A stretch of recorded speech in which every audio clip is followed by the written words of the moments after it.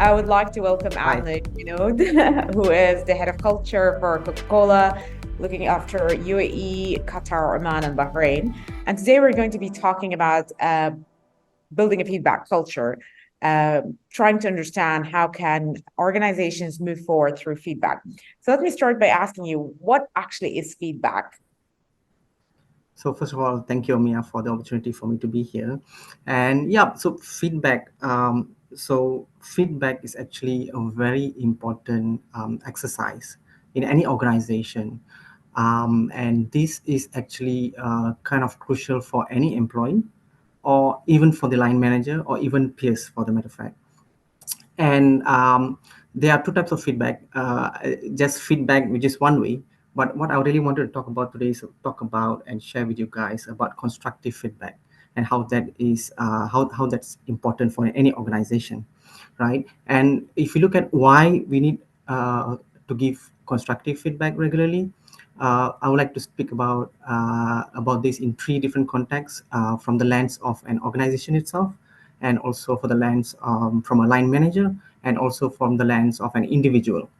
And if you look at from the lens of an organization, I think if an organization wants to actually look at building a performance driven culture, then constructive feedback is really, really important, because I think in the era where we are in now, it's actually important to actually look into continuous improvement of any talent that we have in the organization.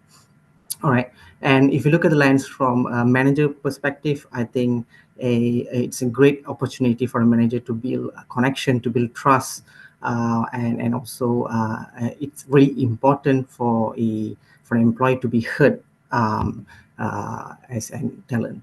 And if you look at the third lens, which is as an individual or as an employee itself, I think what's really, really important is actually to create the self-awareness and the areas where they can develop.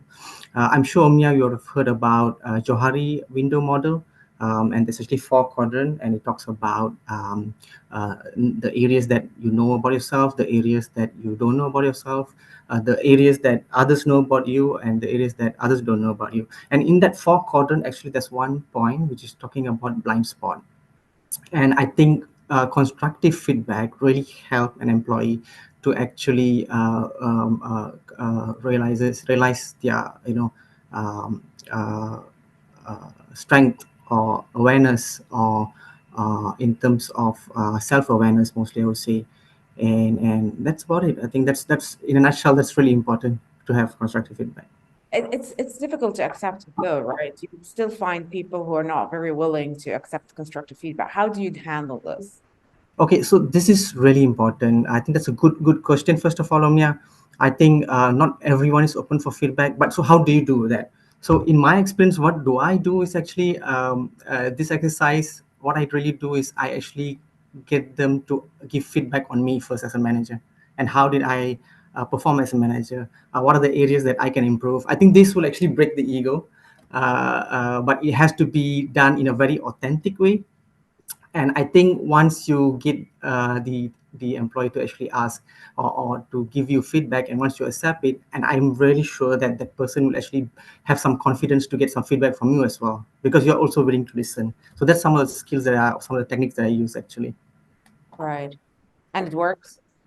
It worked so far, that's good. But I think what is very important also in this whole process is actually for you to be very authentic, and not to get really personal. I think we really have to be very, very objective about it, Mhm. and very clear about feedbacks whenever you give it. It's not just something very random, or not about blaming someone. So that's important. Do you think feedback improves employee retention? Definitely. So if you look at the how feedback has evolved over the years, from the last 15 years when I've joined, I think in terms of feedback, um, it's only been given probably during the year-end rating, or maybe mid-year. But in today's world, I think it's very important to do it regularly. Somewhere in a couple of years before, I think it was scheduled like a once a month kind of thing to give feedback, but I think it doesn't work that way anymore. I think with the new generation coming in, the Gen Z coming into the workforce, I think feedback has to happen then, whenever needed. So you can have 3 or 4 feedback, but it doesn't have to be in a very formal office location. It could even be over lunch. It could be over breakfast. It could be over a casual chat. So I think that is how feedback has evolved. And I think to retain employees, this is really important that we actually change as well in terms of giving feedback compared to many years ago. I was going to tell you, but feedback is a subjective matter. It doesn't have to be right, or like somebody can be just giving an opinion based on their own biases. It doesn't mean it's actually true, right? Um, Agree, but in the same time, I think how I said earlier, it really have to be authentic first. You don't want to do a feedback just for the sake of giving feedback. You don't want to give a feedback for the sake of it's a HR policy or HR practice or it's a platform or it's just another tick in the box. So if it's done in a very authentic way, then I think both parties will actually benefit from this exercise. Right. Can we look at the other way around now? What is the cost of not giving feedback to your employees? So if you don't give regular feedback, I think what happens is that the self awareness from both sides will not be there. And I think as an employee or as a talent, they will not know how are they doing. And what happens towards end of the year, they'll get surprised. Oh, you didn't tell me that I didn't really do well. I didn't achieve certain set of KPIs, or these are not the behaviors or values that you want me to actually continue. And I think that's really important that you know uh, to give really good feedback, to at least kind of manage this talent and bring this talent to where you want, into the company's goal or company's direction. So to bring this all together, um, is there a process that you would actually, I mean, you did describe how you would do it, but is there a scientific process that has said this is the best way to actually do feedback? There's no particular any set of rules or typical process. um, I think it's what I would like to share is it's not just the manager's responsibility to give feedback. I think as a Yeah. talent yourself or as an employee, it's important that you ask. It doesn't matter if a manager actually schedule one or a manager actually ask. But I think as an employee, as a talent, you should always do the check. So what I realize is over the years we've been always running into a race, like your F1 race, right? So we always wanted to finish the race as fast as possible. But if you realize, even in the race, we actually had regular pit stops to refuel, to recharge, to check your tires. And I think this is where we fail sometimes as a talent or as an employee ourselves, to actually do a proper pit stop and also to check where you are now. Are you on the right track? Are you having the right behaviors, right values that the company wants? And that's important. And I think just to add on from some of the experience, I think employees who join in to a new organization, especially if you're on probation period, I think that's very important that you have even weekly checkup, weekly check with your manager. How are you doing? What are the things that you should improve?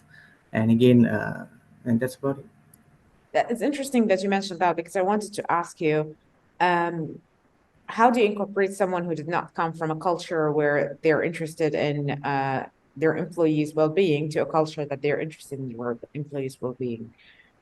Because we know that feedback helps engagement and helps efficiency. So, how do you move someone who comes from a place that actually doesn't have that to someone who can accept feedback and understand that it's part of the whole process of improving as a person? So I'll take that as a new joiner to the organization, and it's new to them to have this feedback culture. I think that's why the probation period is always, it works both ways. It's not about it's not about the company evaluating you as a new joiner, whether you fit for the role. But I think as a new talent to any organization, it's also for you to assess: is this the organization that I want to work for? Is this the type of culture that I want to be with? Am I okay with receiving feedback? But the only way to grow I would say, Omnia, is actually to really accept feedback. It's okay if you disagree with it, but I think accept it, and just respect the opinion, and that's really important. But I think, if you are asking about how do we encourage employees to do it, I think we have to really kind of, how do I say, uh, get employees to actually be open to share things rather than, keep it everything in the heart, and then when things don't go well, then it becomes really ugly. So I think we have to really encourage employees to do that. Amazing. Avnish, thank you very much for your time. Is there anything else you would like to add? No, that's all, Amnia. I think thank you so much for this opportunity, and great to see you. Great to see you as well. Thank you. Have a great day.